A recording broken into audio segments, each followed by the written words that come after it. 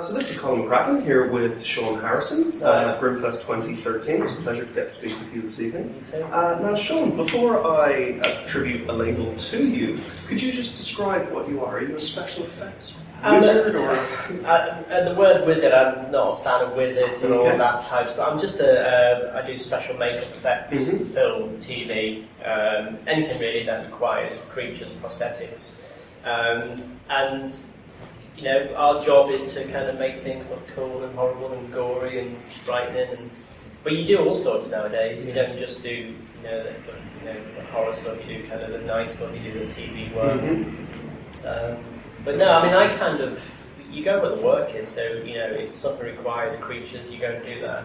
But the label special makeup effects is probably the one that kind of encompasses what I do as a job.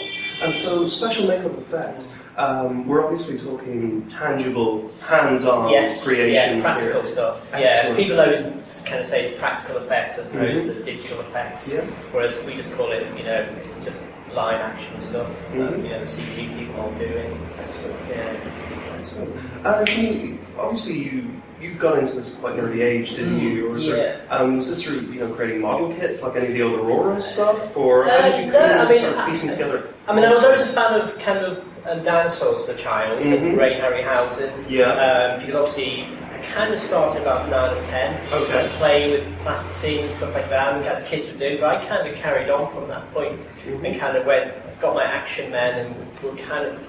I was like cutting cuts on them and chopping their heads off and things, and it kind of progressed, but went bigger and bigger and bigger. So it was a self-taught thing this was going back to the early 80s, 82, 83, and it was right at the boom time when special makeup effects came up with The Thing and American Werewolf.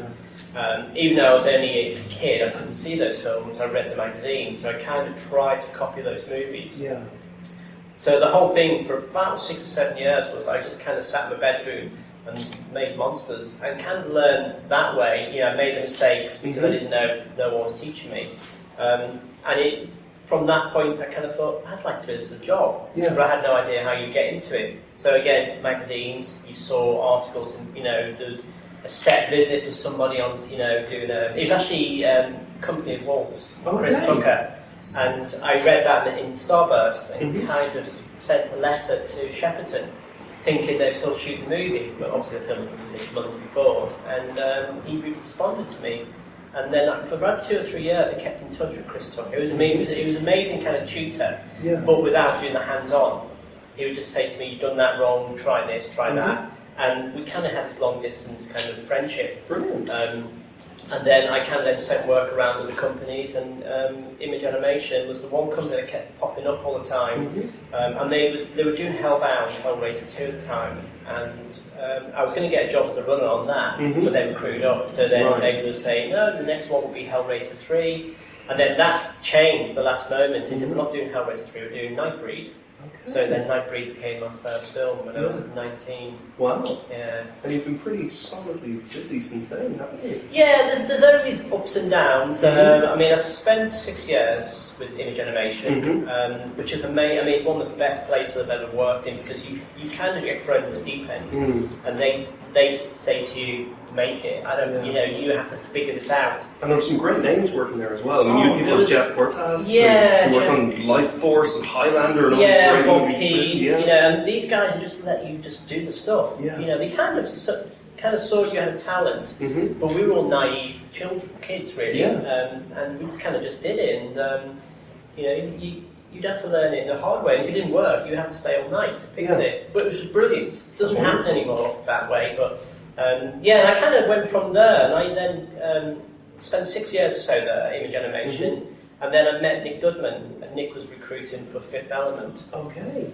And then I kind of then hit all the big films, you know, which was great, but because 6 years of doing all-nighters for no money, you kind of go, there's got to be more to, you know, even though you love your work, you want to be paid, you want to be able to pay the rent. Of course. And then I kind of stayed with Nick for 15 years at that point, and all the Harry Potter movies, Star Wars. We were lucky because Nick got the next Star Wars, the next Mummy, the next Harry Potter.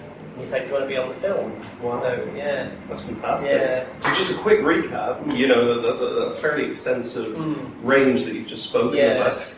With the Harry Potter movies, were there any particular elements that you focused on or that you worked on? Yeah, well, I did all 8 films, and there's only, I think, 7 of the crew in the creature department who did all the movies, because there was a lot of turnaround of crew. Yeah. And we kind of, like, the first one was Goblins, so we all did the Goblins. But then it became the 4 films, the kind of turning point for me, so I got to do Mad-Eye Moody, and then Voldemort.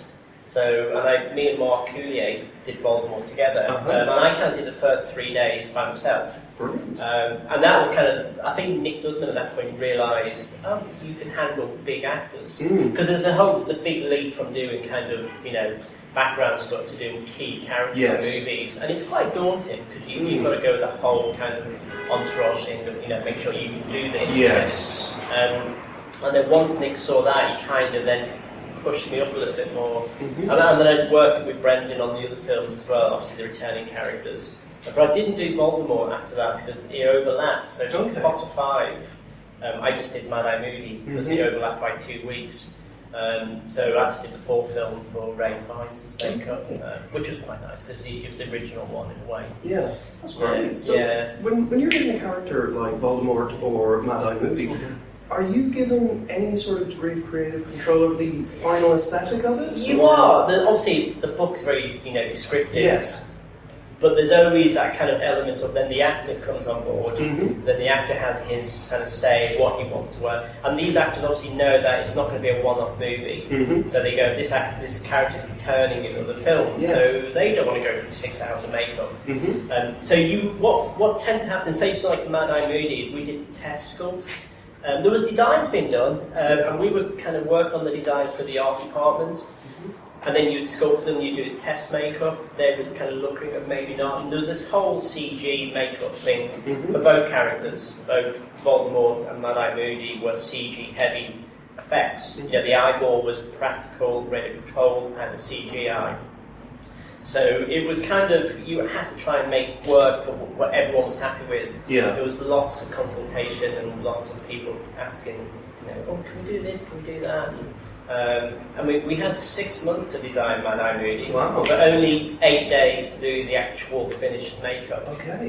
Literally sculpting it to be ready on camera in July, because we started in January. And then we shot for 9 months with that character. So there's a great deal of conceptualisation going on before the actual application of any... And you know, they bring J.K. Rowling in, they ask her notes on what is she happy with the way the eye is, what side the eye is. You know, it's all those kind of things that you don't think about. But make sure that everybody's happy before they proceed, because they know once it's locked in place, they're locked for the next 3 or 4 movies. That's fantastic. And what was your involvement with the Star Wars features? I worked on episode 1, Phantom Menace, with Nick Dugman's crew, which was kind of this whole dream thing for me. I can imagine so. I was a kid, you know, watching the first 3 movies. And so I got to do Bib Fortuna, which was the returning kind of character from the Return of the Jedi. So, and that was amazing because Nick did it originally, and so Nick supplied me all the photo references. So it was like a real passing of the torch. And you know, there was a different actor and stuff, and he wasn't kind of central as the other one, as the original one. But and then there's just lots of background stuff. We did tons of background aliens. Some of them you never even see, but we did quite a lot. And I actually got to design a Jedi Council member. Oh, wow. I mean, it got changed in the end, because ILM would do a lot of the design work.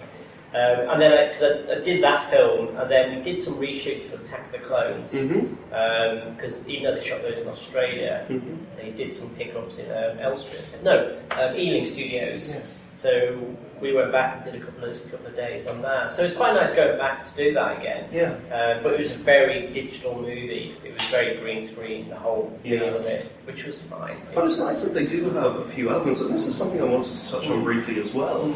Do you think that we're reaching a stage where digital effects are sort of converging with more, you know, practical special effects to a more seamless and a... I think both sides kind of believe in, you know, we can work together. Because at the beginning there's a lot of kind of nervousness about, is CG going to remove everything we do? In the same way, when we do a prosthetic, because obviously prosthetics shoot before the CG's done. So then the CG people are going, well, we have to copy what you guys are doing. And kind of Harry Potter sorted a lot of that out, because there was a lot of discussions all the time, and Voldemort came into it quite a lot because of the digital nose thing. So, you know, we always said we can't do that. There's no way on earth we can do that. And the CG people now are much more kind of hands-on to what they like to see things physical on set. They like actors to work and stuff. You know, and actors also like to, you know, in a way, wear makeups. They don't want to walk around with just tracking dots. You know, if you're, you know, for instance, Pirates of the Caribbean 2, you know, the Dave Jones character.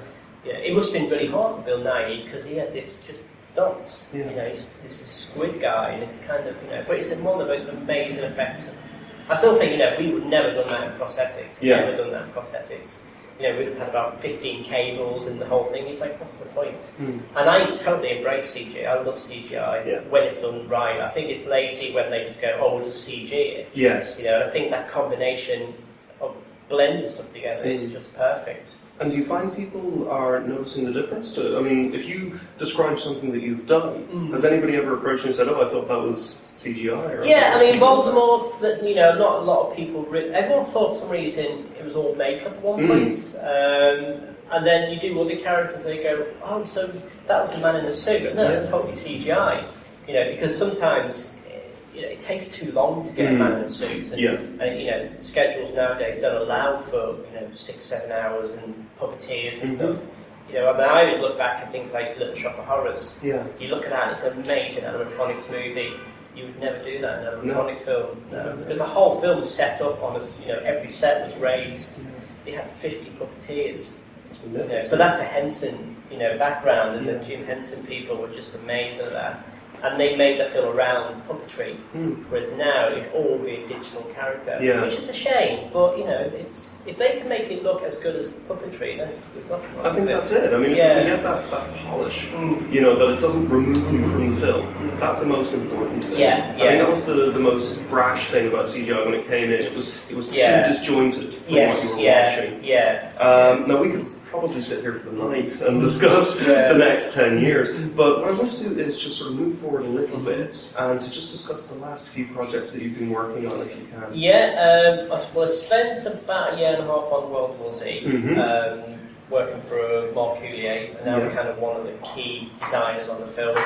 I mean, we did 2 basic shoots on that film. We shot the whole movie first in October 2011, and then we came back a year later and kind of reshot the last third of the movie again. But again, having kind of 60 zombie characters and prosthetics. I mean, it was a massively CG heavy movie. Everyone knew that going into it, but we ended up doing 60 zombies every day. And you said something like 1,000 extras or something like that? There were sequences we shot in Budapest, which were some of the biggest sets I've ever seen. And you were working on Ron Howard's Rush as well? I did a few days on Rush, did a decapitated stunt driver.